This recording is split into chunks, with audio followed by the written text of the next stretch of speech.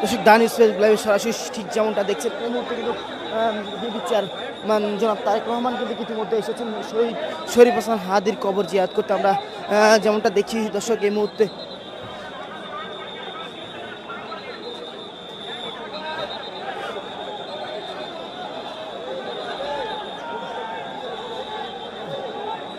দিল্লির bottle chairman জনাব তারেক রহমান কিন্তু ইতিমধ্যে এসেছেন শহীদ শরীফ ওসমান হাদির কবর জিয়ারত করতে। আমরা দেখছি যে এখানে আইন শৃঙ্খলা বাহিনীর কর্মী যারা তারা কিন্তু এখানে কঠোর অবস্থায় দাঁড়িয়ে রয়েছেন, এমনটা কিন্তু আমরা দেখছি দর্শক।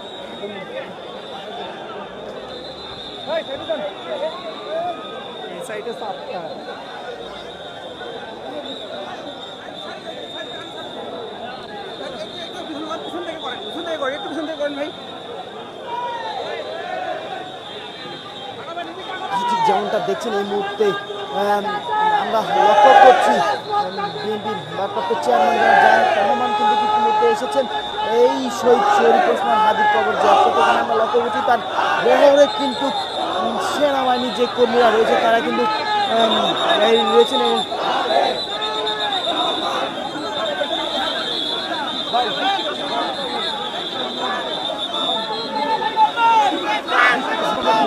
দেখছি এই মুহূর্তে আইন শৃঙ্খলা বাহিনীর কর্মীরা এবং সিআরপিএফের যে সদস্যরা রয়েছে তারা কিন্তু এই মুহূর্তে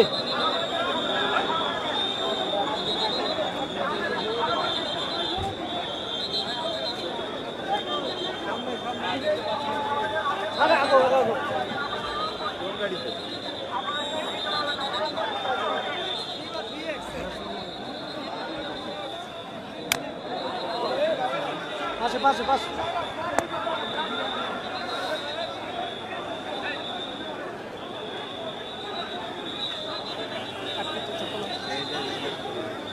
যেমনটা দেখছেন এই মুহূর্তে সিএসএফের সদস্যরা এবং সেনাবাহিনীর যে কর্মীরা রয়েছে তারা কিন্তু বিজিবি কর্মীরা সহ কিন্তু তারা এই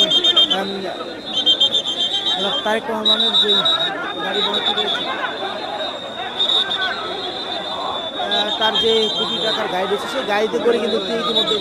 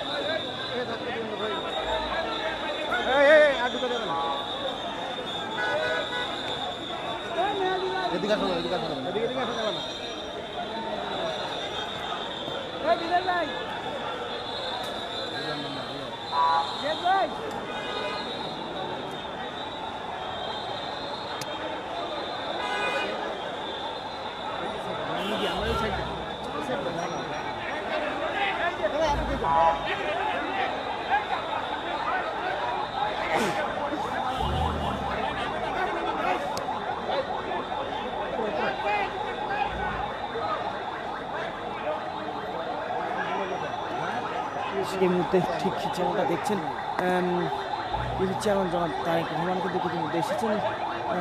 আমরা লক্ষ্য করছি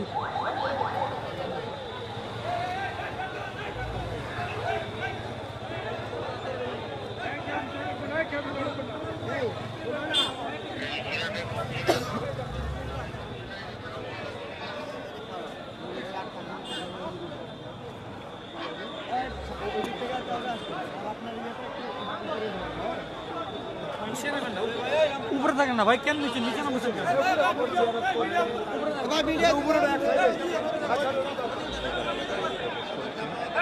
দর্শকে আমরা দেখছি বাহিনী কর্মী যারা রয়েছে তারা কিন্তু কঠোর নিরাপত্তা পালন করছেন। আমরা এমনটা কিন্তু লক্ষ্য করছি এই মুহূর্তে কিন্তু তারেক রহমান কিন্তু এসেছেন যে শহীদ শরীফ ওসমান হাদির কবর জিয়ারত করতে। এখানে আমরা লক্ষ্য করছি তার যে নেতাকর্মীরা রয়েছে এবং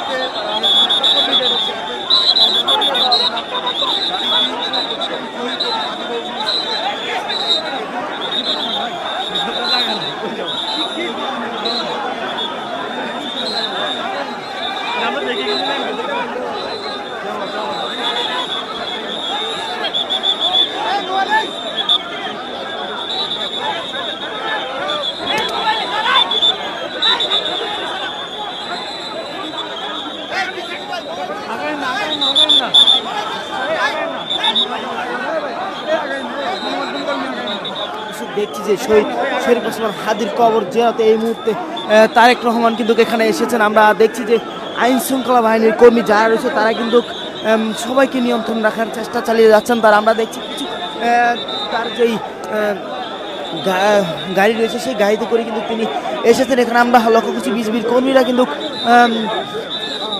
এখানে কঠোর অবস্থায় অবস্থান করছেন। আমরা কিন্তু লক্ষ্য করছি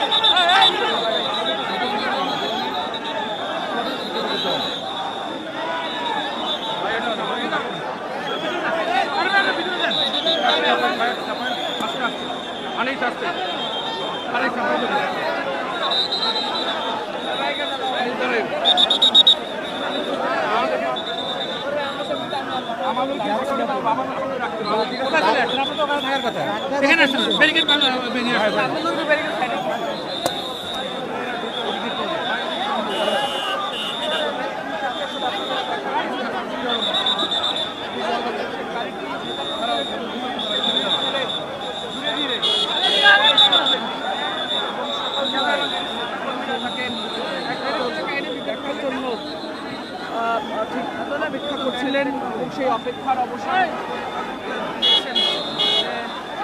গাড়িটি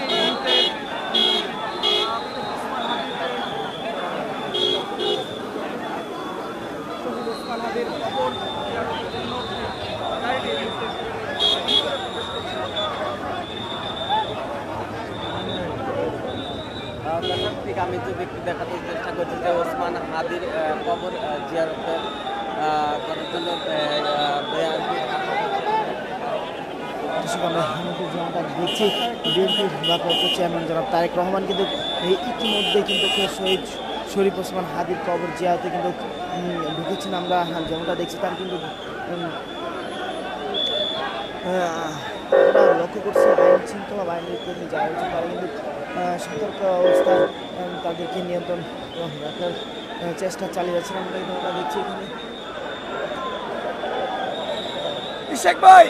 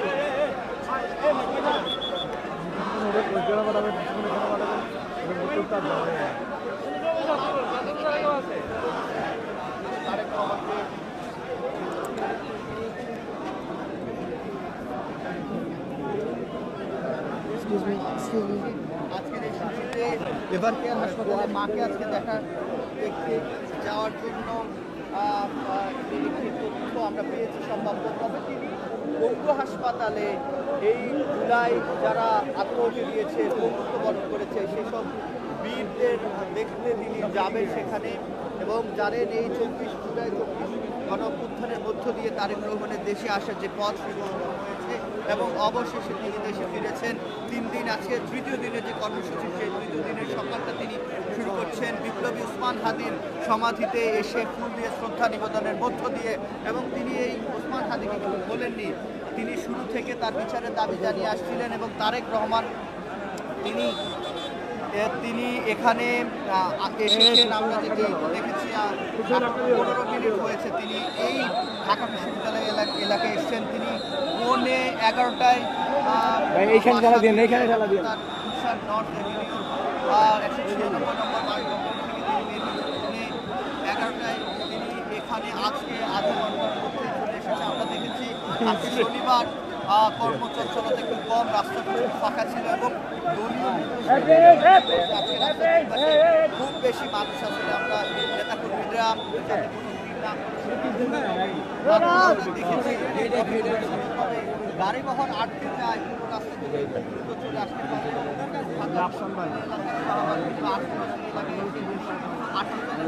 তখন মায়ের গতিতে আসলে তার গাড়ি বহর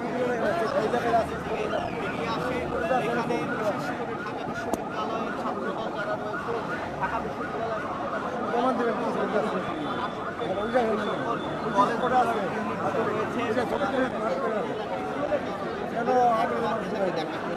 আমরা যেটা দেখেছি পূর্বাচলে যে জনসমাবেশ করা হয়েছে কিংবা এয়ারপোর্ট থেকে পূর্বাচল থেকে এবার কিংবা বাসা পর্যন্ত পুরো রাস্তা জুড়ে মানুষ সেখানে অনেকেই কিন্তু দেখতে পাননি তাকে একটাবারের জন্য অপেক্ষা করলেও 24-48 কিংবা তার পরও দেখতে পাননি। তাদের আক্ষেপ হচ্ছে গতকাল আমরা যেটা দেখেছি যখন বাবার কবরস্থানে ছিলেন সেখানে রাস্তার দুই পাশে মানুষ অপেক্ষা করে, যারা কালকে দেখতে পাননি আজকে অনেকে এরকম এসেছে, আমরা কথা বলেছি, তারা বলছে যে তারা 3 দিন ধরে তার প্রিয় নেতাকে একবার দেখার জন্য অপেক্ষা করেছেন এবং আজকে যেহেতু তারা শুনেছে এটি পূর্ব নির্ধারিত একটি কর্মসূচি ছিল ওসমান হাদির কবরে তিনি শ্রদ্ধা জানাতে আসবেন, তার জন্য দোয়া করবেন, এটি শুনে তারা আজকে ঢাকা বিশ্ববিদ্যালয় এলাকায় উপস্থিত হয়েছেন। তবে তার যে নিরাপত্তা ব্যবস্থা, সেই নিরাপত্তা যেহেতু সর্বোচ্চ গুরুত্ব দিচ্ছে অন্তর্বর্তী সরকার, সেখানে পুলিশ সেনাবাহিনী সহ সাদা পোশাকের যারা গোয়েন্দা সংস্থা রয়েছে সকলে সর্বোচ্চ নিরাপত্তা। এই যে সমাধির আশপাশে কিছু যে ভবনগুলো রয়েছে, মেট্রো রেল রয়েছে, আমরা জানি মেট্রো রেল তার ঠিক সামনে দিয়ে চলে গেছে আজকে ভবন, অর্থাৎ সোশ্যাল সায়েন্স যে সামাজিক বিজ্ঞান অনুষদের যে বড় বিল্ডিংটি রয়েছে, যে ভবনটি, সে ভবনটির থেকে কিন্তু একেবারে ওসমান হাদির সমাধি খুব স্পষ্ট দেখা যায়। তার পাশেই, তার সামনেই ঢাকা বিশ্ববিদ্যালয় কেন্দ্রীয় মসজিদের পাশে সেই ভবনটিও কিন্তু আমরা ছাদ থেকে দেখেছি আইনশৃঙ্খলা বাহিনীর সদস্যরা সেই ভবনটি তারা নিরাপত্তার চাদরে ঢেকে রেখেছে যাতে কোনো ধরনের দুষ্কৃতিকারী বা কোনো ধরনের ষড়যন্ত্রকারী না পারে। বাংলাদেশ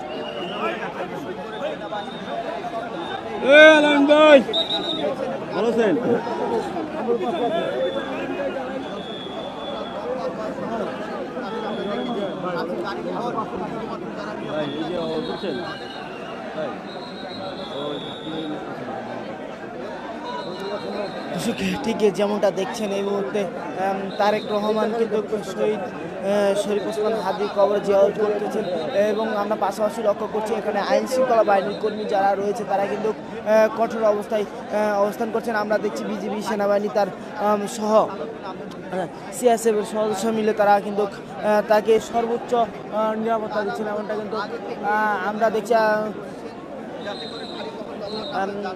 বিএনপি চেয়ারপারসন জনাব তারেক রহমান কিন্তু গত পরশু দিন তার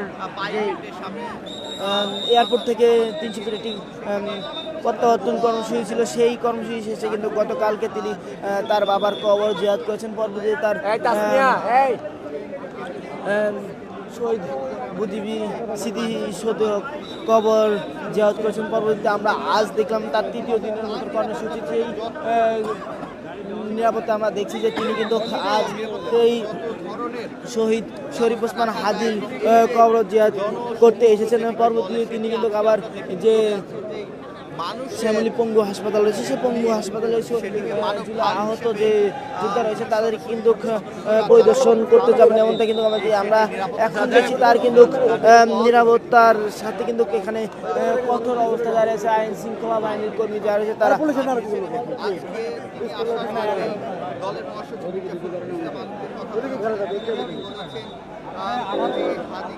হত্যার মাধ্যমে নির্বাচন বানচাল করতে চেয়েছে, নির্বাচন নিয়ে যে সংখ্যা তৈরি হয়েছিল তা কেটে গেছে এই তারেক রহমানের স্বদেশ প্রত্যাবর্তনের মধ্য দিয়ে।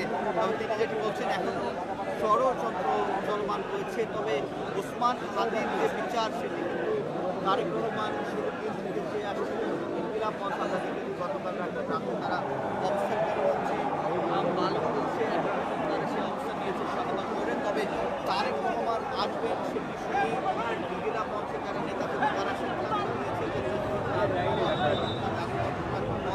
সেটি তারা খালি করে দিয়েছে, তারা আদি সুপার মার্কেটের সামনে গিয়ে অবস্থান নিয়েছে।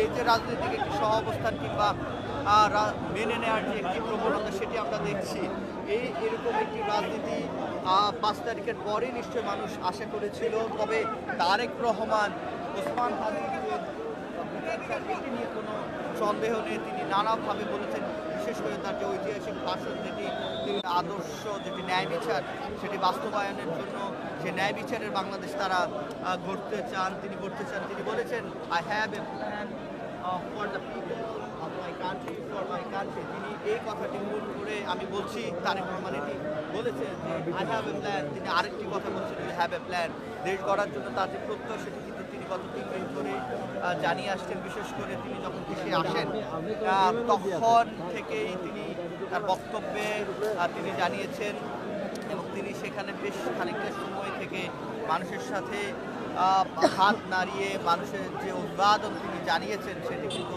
ইতিহাসে লেখা থাকবে। তিনি এই জনসমুদ্রের মাছ দিয়ে তিনি তার মাকে দেখতে চান, মা মাটিকে দেখার পর তিনি বাবার সমাধিতে কাল শ্রদ্ধা জানিয়েছেন এবং 19 বছর পর তার বাবার সাথে বাবার কবরের পাশে তারেক রহমান যেতে পেরেছেন এবং এই ওসমান হাদিকে তিনি ভুলেননি এবং তিনি ওসমান হাদি খানে কবর জিয়ারত শেষে আবারও বলে রাখি আজকে ঢাকা বিশ্ববিদ্যালয় এলাকা থেকে বের হয়ে তিনি পরবর্তী সময়ে তার এনআইডি সংক্রান্ত যেসব জটিলতা রয়েছে সেই এনআইডি সংক্রান্ত জটিলতাগুলো নিরসন করবেন।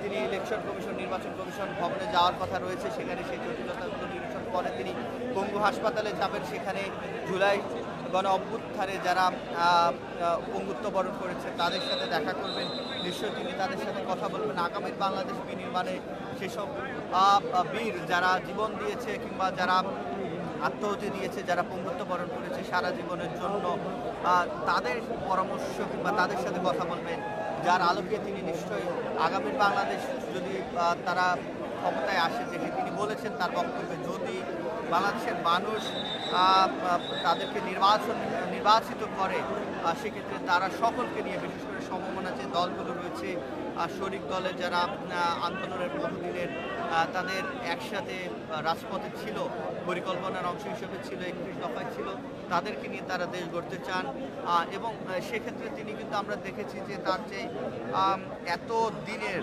17 বছরের আক্ষেপ আকুতি সেটি কিন্তু প্রতিহিংসা হিসাবে সেখানে প্রতিফলিত হয়নি, সেখানে তিনি সেটিকে অঙ্গীকার হিসাবে প্রতিফলিত হয়েছে, তিনি অঙ্গীকার হিসাবে সেখানে ব্যক্ত করেছেন। তিনি সেখানে কথা বলেছেন আগামীর বাংলাদেশ বিনির্মাণ কীভাবে করা যায় সেটি নিয়ে কথা বলেছেন, তিনি দেশ গড়তে চান সেটি প্রতিশ্রুতি দিয়েছেন এবং তার সেই ঐতিহাসিক ভাষণের পরে আমরা দেখেছি যে মানুষের মধ্যে যে আগামীর বাংলাদেশ গড়ার যে একটি স্বপ্ন মানুষ বুনেছিল 24-এর গণ অভ্যুত্থানের পরবর্তী সময়ে, সেটি তারা আরও বেশি আশাবাদী হচ্ছে। তবে